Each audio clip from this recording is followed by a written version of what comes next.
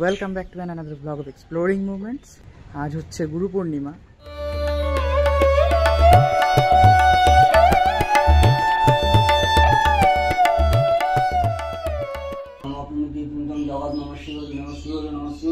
হিন্দু, বৌদ্ধ, জৈন এই তিন ধর্মে কিভাবে এই উৎসবটা বা এই দিনটা পালিত হয় সেটা জানবো আমরা। গুরুদেব পরমব্রহ্ম তস্मै শ্রী গুরুবে নমঃ।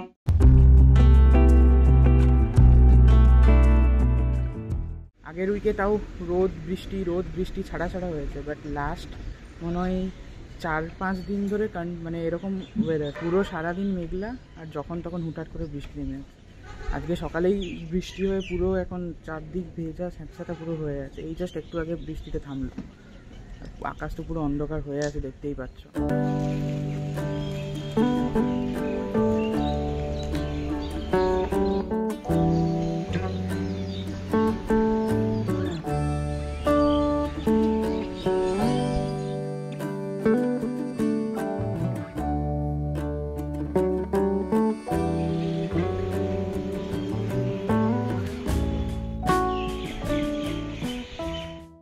By the way, one good news, that is কালকে ফাইনালি আমার চ্যানেলে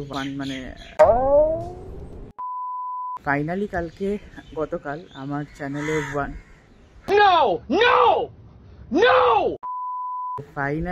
গতকাল আমার চ্যানেলে 1K মেম্বার অ্যাড হলো।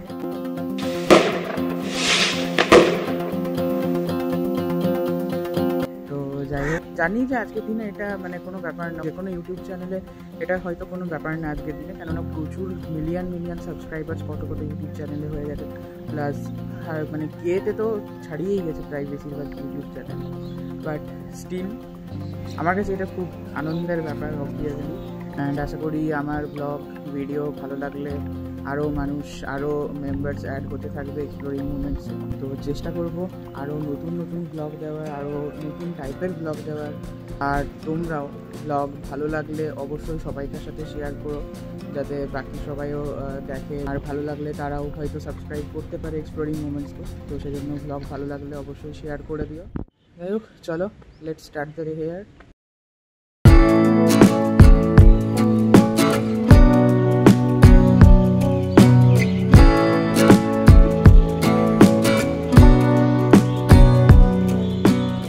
আমাদের বাড়িতে তো প্রতি পূর্ণিমাতেই শ্রীহরি পুজো, শ্রীনারায়ণের পুজো হয়। তো আজও পুজো হবে। এখন গড়িতে ওই 6:45 মতো বাজছে। তো ব্রাহ্মণ ঠাকুর আসার কথা আছে ওই 8টার দিকে। আর তো এরপর পুজোর জোগাড় টোগাড় 7টা হবে সব।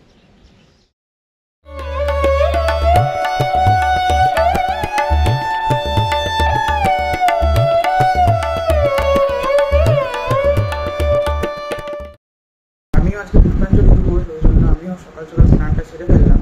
এখনও 7:30 বাজেনি, এখনও ব্রাহ্মণ ঠাকুরের আসতে একটু দেরি আছে। আর ওদিকে মা পুজোর সাথে অলরেডি শুরু করে দিয়েছে।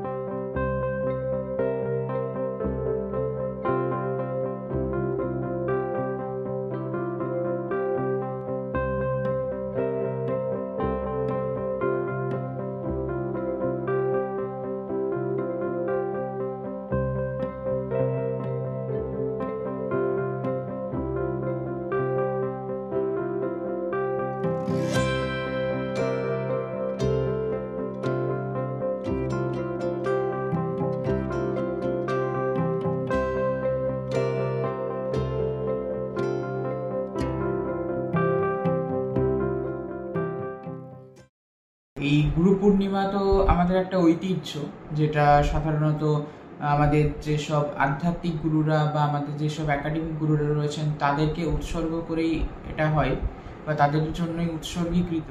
এই গুরু পূর্ণিমা তো মেনলি আমাদের হিন্দু ধর্মে পালিত হয়, আর হিন্দু ধর্ম ছাড়াও বৌদ্ধ আর জৈন ধর্মেও পালিত হয়। তো আমাদের দেশ ভারত, তাছাড়াও নেপাল, ভুটান এইসব জায়গায় এই দিনটা পালন করা হয়। তো এই হিন্দু, বৌদ্ধ, জৈন এই তিন ধর্মে কিভাবে এই উৎসবটা বা এই দিনটা পালিত হয় সেটা জানবো আমরা।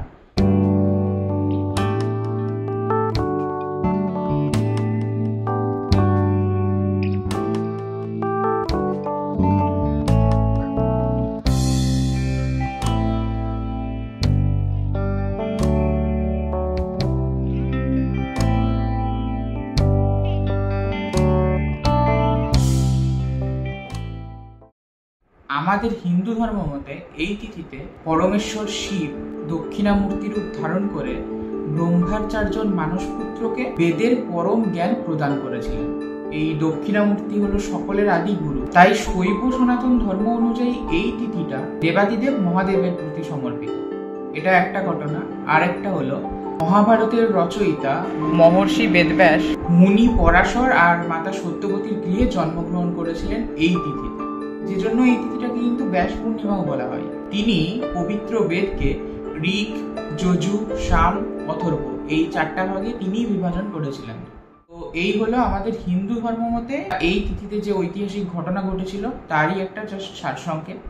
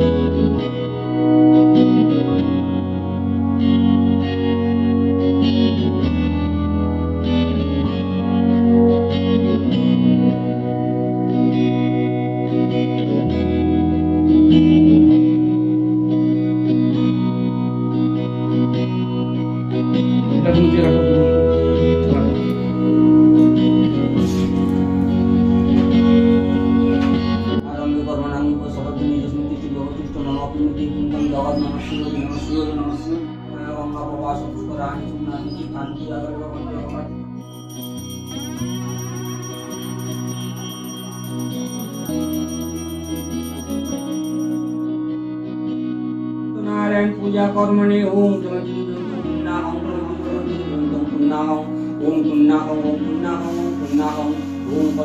भगवती स्वस्ति स्वागतम वंदे सूर्य सुदास्तम देवी कमल विष्णु वल्लभे यथा सुस्थिरति।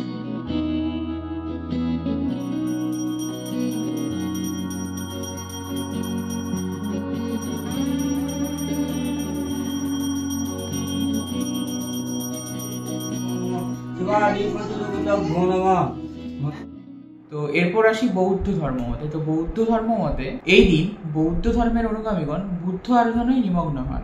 কথিত আছে যে বুদ্ধ নিরঞ্জনা নদীর তীরে বোধিবৃক্ষের নিচে বুদ্ধত্ব বা জ্ঞান লাভ করার 5 সপ্তাহ পর বুদ্ধগয়া থেকে সারনাথে চলে যান। আর সেইখানে তিনি তার 5 পুরাতন সঙ্গীকে প্রথম তার বাণী প্রদান করেছিলেন। বুদ্ধদেব তার 5 শিষ্যকে বাণী প্রদান করেছিলেন এই আষাঢ় মাসের পূর্ণিমা তিথিতে, আজকের দিনে এই পূর্ণিমা তিথিতে। তো বৌদ্ধগণ অষ্টাঙ্গিক মার্গ পালন করেন আর এই দিনে তারা বিপাসনা পদ্ধতিতে সাধনা করেন গুরু নির্দেশিত পথে। এই ছিল বৌদ্ধ ধর্ম মতে এই তিথির বিশেষত্ব।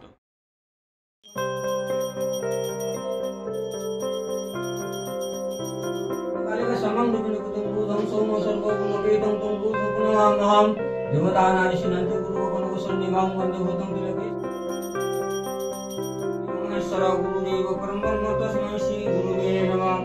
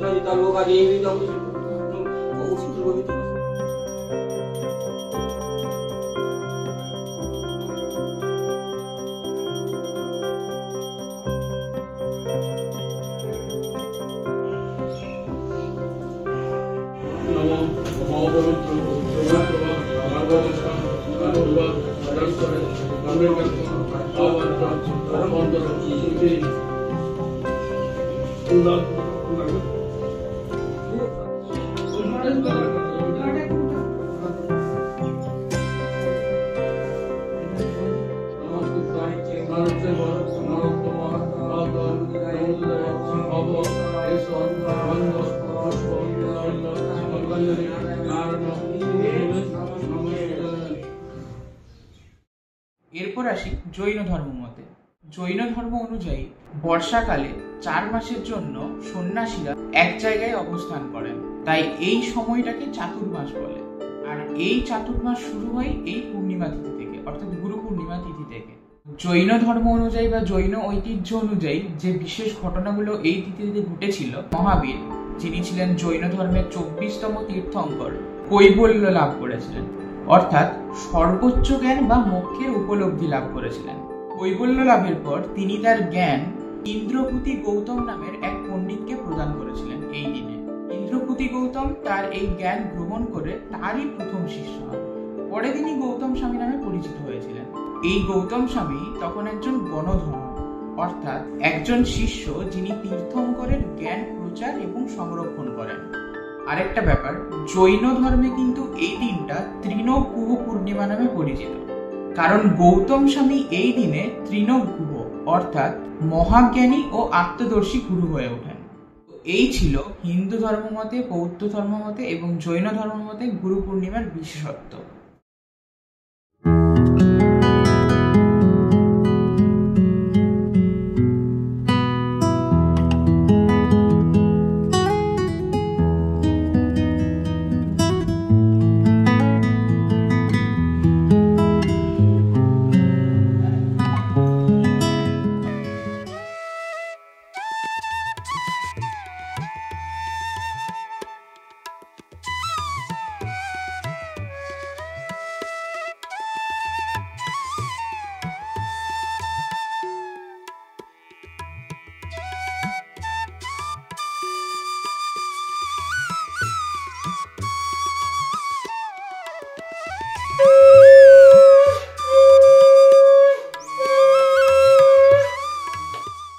গুরু পূর্ণিমায় শ্রীহরির পুজো তো ভালোভাবেই সম্পন্ন হলো, আর এখন মন্দিরে মায়ের পুজোর জন্য মায়ের জন্য এদিকে মা মালা গাঁথছে।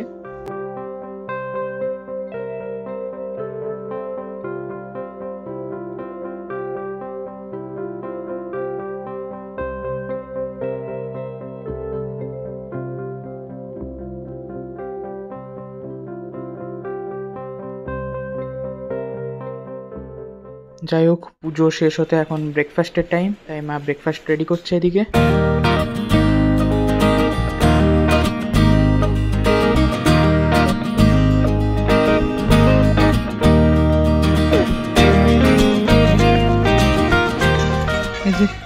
ম্যাডাম আজকে চলে যাচ্ছেন, একদিনের জোর। एक काम कर 200 रुपए दे और 50 रुपए काट ओवर एक्टिंग के वजह। বাবা একদিনের ঝটিকা সফরে এসেছিল, একদিনের। ফালতু বকিস না, তোর থেকে বেশি আমরা যাই। হ্যাঁ, বললাম যে লুচি ছোলার ডালটা খেয়ে পড়ে যা, জীবনে কোনো নারাজ নেই। চাইছি তুই এক কাছে খাওয়া কোথাও, যাতে একবার ঘরে যেতে হয়। আরে চাপ নিচ্ছিস কেন? তোর জন্য আমি চলন্ত সিঁড়ির ব্যবস্থা করে দিচ্ছি।